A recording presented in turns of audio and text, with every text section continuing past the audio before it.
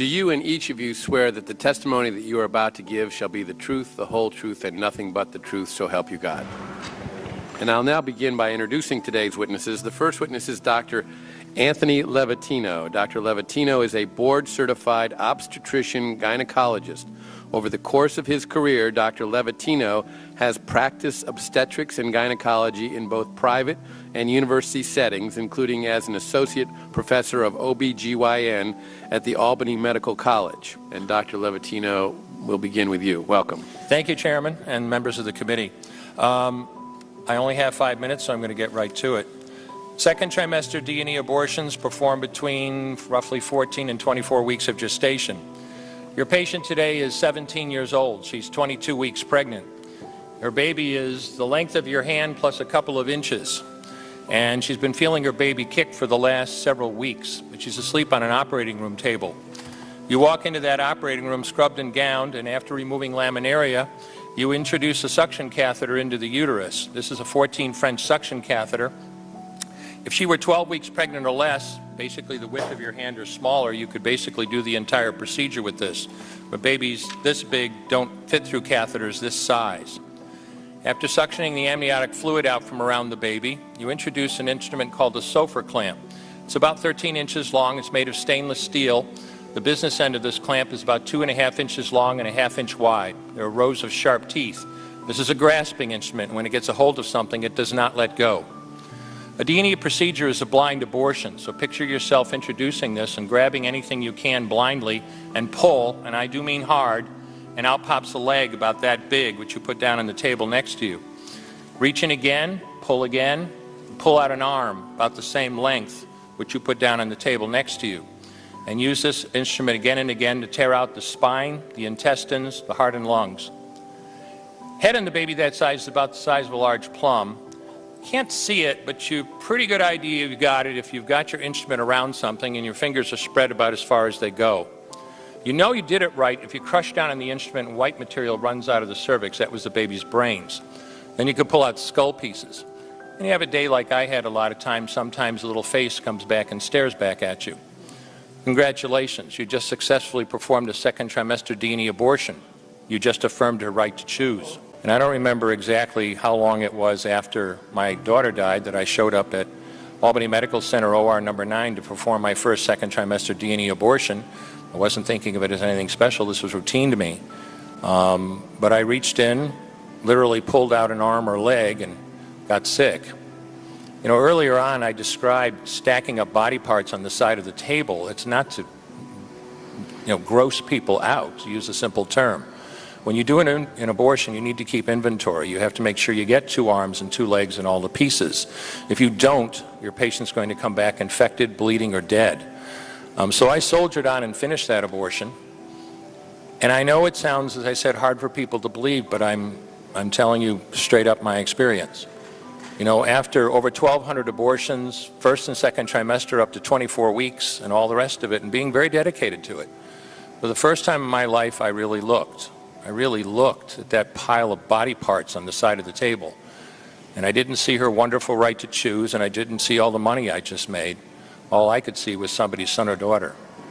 And I stopped doing late-term abortions after that, and several months later stopped doing all abortions.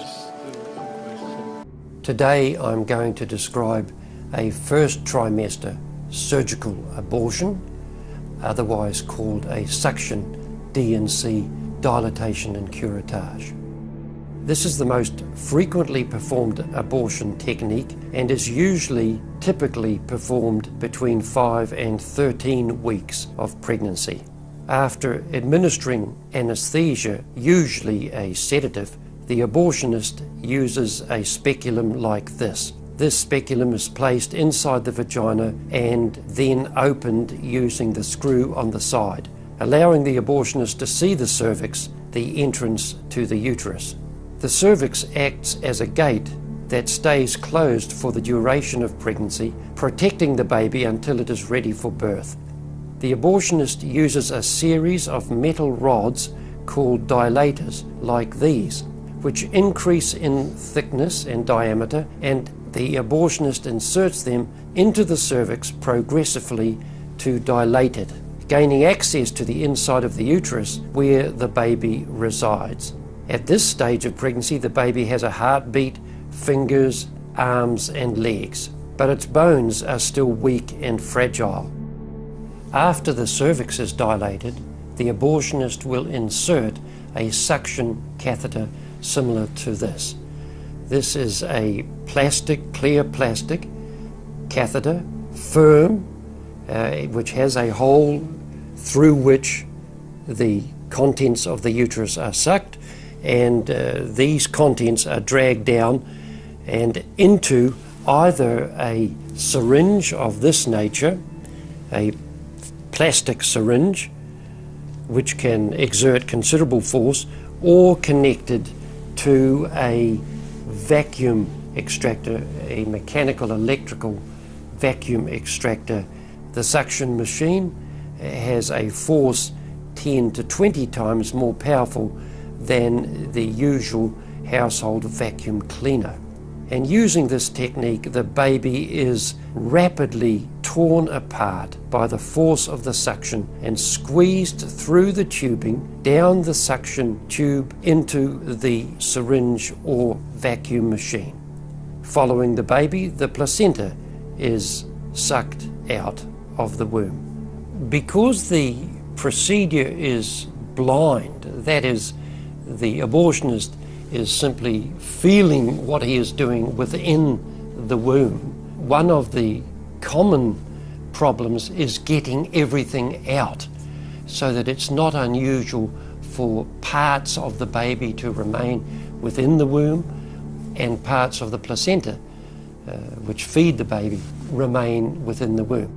This can lead to ongoing bleeding and infection. And in an attempt to prevent this, the abortionist will use a curette to scrape the lining of the uterus. A curette is basically a long-handled curved blade. Once the uterus is empty, the speculum is removed and the abortion is complete.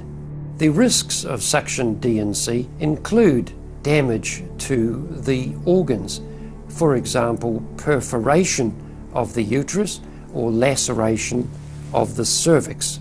Potentially, injury can occur to the intestines, the bladder, or nearby blood vessels. Hemorrhage and infection can occur, and in rare instances, even death. Future pregnancies are also at greater risk for loss or premature delivery due to abortion-related injury to the cervix or uterus. I stopped doing abortions because I realized this is not right. This is not what I should be doing. This is not the medicine, the life-giving, healing medicine that I wanted to practice. And from that day, I stopped. I am a patient advocate at the Cherry Hill Women's Center. I talk with women before their abortion procedures. I found out that I am pregnant. I'm not ready to have children. Yeah, I'm going to be having an abortion tomorrow morning. What I need you to do is raise up the back of your gown. Okay. Now let's see right there, the edge of the table. Okay. Right, the whole time doing the procedure, you need your hand to hold. Your hair. I just want to share my story. To show women that there is such thing as a positive abortion story. I got a lot of hands. Got a lot of support. Pretty lucky girl. Just pass it on. Yeah, that's exactly what I want to pass this on. Yeah, cool. Feel good. I'm done! Yay! Ready? Yep.